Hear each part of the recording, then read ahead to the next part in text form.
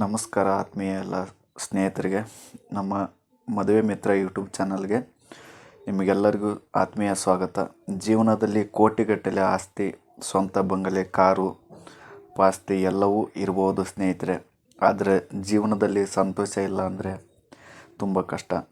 ನಕ್ಕು ನಗುತ್ತಾ ಕಷ್ಟ ಸುಖ ಹಂಚಿಕೊಳ್ಳುವ ಒಳ್ಳೆಯ ಸಂಗಾತಿ ಇಲ್ಲದಿದ್ದರೆ ಯಾವುದೇ ಸಂಪತ್ತಿಗೂ ಬೆಲೆ ಇರುವುದಿಲ್ಲ. ವಿಧಿಯ ಆಟದ ಮುಂದೆ ಶ್ರೀಮಂತ ಬಡವ ಎಂಬ ಭೇದ ಭಾವವಿಲ್ಲದೆ ಪ್ರತಿಯೊಬ್ಬರೂ ನೋವುಣ್ಣಲೇಬೇಕಾಗುತ್ತೆ ಸ್ನೇಹಿತರೆ.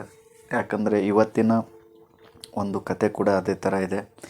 ಇಂದು ನಮ್ಮ ಚಾನಲ್ನಲ್ಲಿ ನಾವು ಅಂಥದ್ದೇ ಒಂದು ಅತ್ಯಂತ ಗೌರವಾನ್ವಿತ, ಆರ್ಥಿಕವಾಗಿ ಶ್ರೀಮಂತವಾಗಿರುವ ಸಭ್ಯ ಕುಟುಂಬದ ಆಂಟಿಯೊಬ್ಬರು ಕಣ್ಣೀರಿನ ಕಥೆಯನ್ನು ತಂದಿದ್ದೇವೆ. ಪತಿಯನ್ನು ಅನಾರೋಗ್ಯದಿಂದ ಅಕಾಲಿಕವಾಗಿ ಕಳೆದುಕೊಂಡಿರುವಂಥ ಇವರಿಗೆ ವರನ ಆಸ್ತಿ ಪಾಸ್ತಿ ಅಥವಾ ದೊಡ್ಡ ಹುದ್ದೆ ಮುಖ್ಯವಲ್ಲ. ಯಾವುದೇ ಜಾತಿಯಾಗಿದ್ದರೂ ಸರಿ, ಎಷ್ಟೇ ಸಣ್ಣ ಕೆಲಸ ಮಾಡುತ್ತಿದ್ದರೂ ಸರಿ, ಇವರ ಮನೆಯಲ್ಲಿ ಮನೆ ಅಳಿಯನಾಗಿ ನೆಲೆಸಿ ಹೆಂಡತಿಯನ್ನು ಮತ್ತು ಅವರ ತಂದೆ ತಾಯಿ ಕೂಡ ಚೆನ್ನಾಗಿ ನೋಡಿಕೊಳ್ಳುವಂಥ, ವಯಸ್ಸಾದ ಹೆತ್ತವರನ್ನು ಪ್ರೀತಿಯಿಂದ ನೋಡಿಕೊಳ್ಳುವ ಒಬ್ಬ ಒಳ್ಳೆಯ ವರ ಬೇಕು ಎಂಬುದು ಇವರ ಆಸೆಯಾಗಿದೆ. ಈ ವಿಡಿಯೋವನ್ನು ಕೊನೆಯವರೆಗೆ ನೋಡಿ ಅಂತ ನಾನು ಹೇಳ್ತೀನಿ ಸ್ನೇಹಿತರೆ. ಯಾಕಂದರೆ ಕೊನೆಯವರೆಗೆ ನೋಡಿದರೆ ಮಾತ್ರ ನಿಮಗೆ ಅರ್ಥ ಆಗುತ್ತೆ ಅಂತ ಹೇಳ್ತೀನಿ. ವಧುವಿನ ವಿವರ: ಹೆಸರು ಶಾಲಿನಿ ಎಂ. ವಯಸ್ಸು 33 ವರ್ಷ. 1993ರಲ್ಲಿ ಇವರ ಜನನ ಆಯಿತು ಅಂತ ಹೇಳಿದ್ದಾರೆ ಸ್ನೇಹಿತರೆ. ಎತ್ತರ 5 ಅಡಿ 4 ಇಂಚು. ವೈವಾಹಿಕ ಸ್ಥಿತಿ: ಪತಿ ಅನಾರೋಗ್ಯದಿಂದ ಮೃತಪಟ್ಟಿದ್ದಾರೆ ಮತ್ತು ಮಕ್ಕಳಿಲ್ಲ ಅಂತ ಹೇಳಿದ್ದಾರೆ ಸ್ನೇಹಿತರೆ. ಶಿಕ್ಷಣ M.Com.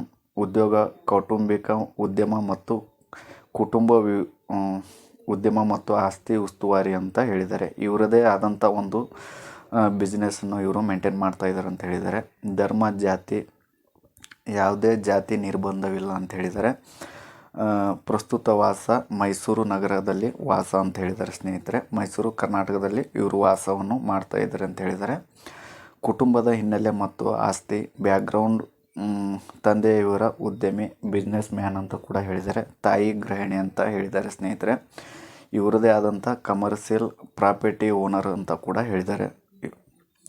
ಆಸ್ತಿ ಪಾಸ್ತಿ: ಸ್ವಂತ ಬಂಗಲೆ, ಕಮರ್ಷಿಯಲ್ ಸೈಟ್ಗಳು, ಐಷಾರಾಮಿ ಕಾರು ಹಾಗೂ ಸ್ವಂತ ಉದ್ಯಮ. ಆರ್ಥಿಕ ಸ್ಥಿತಿ: ಅತ್ಯಂತ ಶ್ರೀಮಂತ ಹಾಗೂ ಸುಸ್ಥಿತಿಯಲ್ಲಿ ಸಾಂಪ್ರದಾಯಿಕ ಕುಟುಂಬ ಅಂತ ಹೇಳಿದ್ದಾರೆ.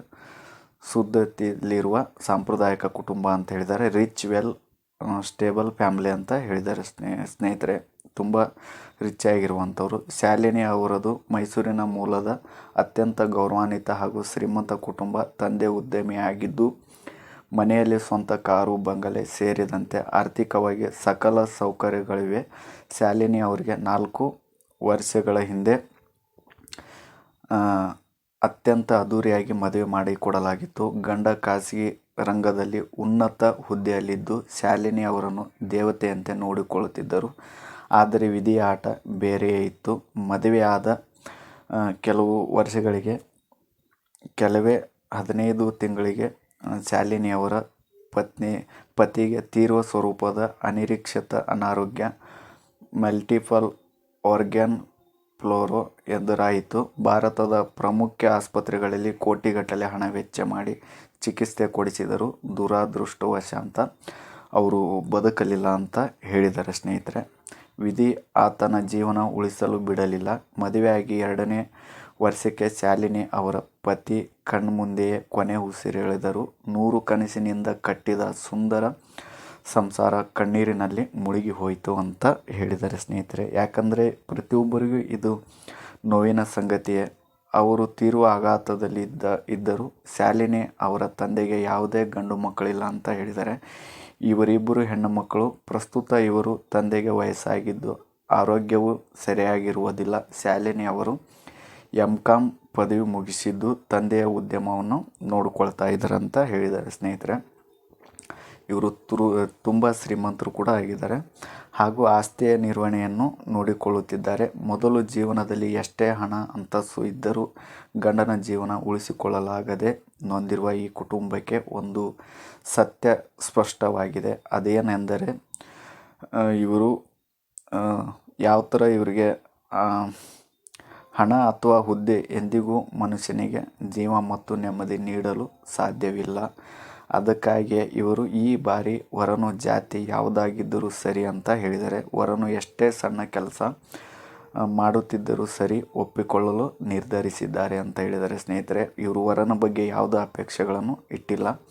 ಆದರೆ ಶಾಲಿನಿ ಅವರು ವಯಸ್ಸಾದ ಹೆತ್ತವರನ್ನು ನೋಡಿಕೊಳ್ಳಲು ಹಾಗೂ ಇವರ ಮನೆಯಲ್ಲಿ ಮನೆ ಅಳಿಯನಾಗಿ ನೆಲೆಸಲು ವರ ಸಿದ್ಧನಿರಬೇಕು. ವರನಿಗೆ ಕುಡಿತ, ಜೂಜಿನಂಥ ದುಶ್ಚಟಗಳಿರಬಾರದು ಮತ್ತು ಹೆಂಡತಿಯನ್ನು ಪ್ರೀತಿಯಿಂದ ನೋಡಿಕೊಳ್ಳುವ ಒಳ್ಳೆಯ ಗುಣ ಇರಬೇಕು ಅಂತ ಹೇಳಿದ್ದಾರೆ ಸ್ನೇಹಿತರೆ. ಇವರು ನಿರೀಕ್ಷಿಸುವ ವರನ ಕನಿಷ್ಠ 37ರಿಂದ 40 ವರ್ಷ ವಯಸ್ಸಾಗಿರಬೇಕು. ವರನ ಕೃಷಿಕನಾಗಿರ್ಬೋದು, ಖಾಸಗಿ ನೌಕರನಾಗಿರ್ಬೋದು, ಚಾಲಕನಾಗಿರ್ಬೋದು ಅಥವಾ ಸಣ್ಣ ಸ್ವಂತ ಕೆಲಸ ಮಾಡುತ್ತಿರಬಹುದು ಅಂತ ಕೂಡ ಹೇಳಿದ್ದಾರೆ ಸ್ನೇಹಿತರೆ. ನೀವು ನೋಡ್ಬೋದು ವರನ ಬಗ್ಗೆ ಅವರು ಯಾವ ಥರ ಒಂದು ವಿವರಣೆಯನ್ನು ಹೇಳಿದ್ದಾರೆ. ಯಾವುದೇ ಜಾತಿಯ ನಿರ್ಬಂಧವಿಲ್ಲ. ಪ್ರಮುಖವಾಗಿ ವರ ಮನೆಯಲ್ಲಿ ಮನೆ ಅಳಿಯನಾಗಿ ಇರಲು ಒಪ್ಪಿಗೆ ಇರಬೇಕು. ಯಾವುದೇ ದುಶ್ಚಟಗಳಿಲ್ಲದೆ ಹೆಂಡತಿಯನ್ನು ಪ್ರೀತಿಯಿಂದ ನೋಡಿಕೊಳ್ಳುವ ಒಳ್ಳೆಯ ನಡತೆ ಕಡ್ಡಾಯ. ವಿಚ್ಛೇದನ ಪಡೆದ ಅಥವಾ ಪತ್ನಿ ಕಳೆದುಕೊಂಡ ಪುರುಷರಿಗೂ ಆದ್ಯತೆ ನೀಡಲಾಗುತ್ತದೆ ಅಂತ ಹೇಳಿದ್ದಾರೆ ಸ್ನೇಹಿತರೆ. ಆದಷ್ಟು ವಿಡಿಯೋನ ಪೂರ್ತಿ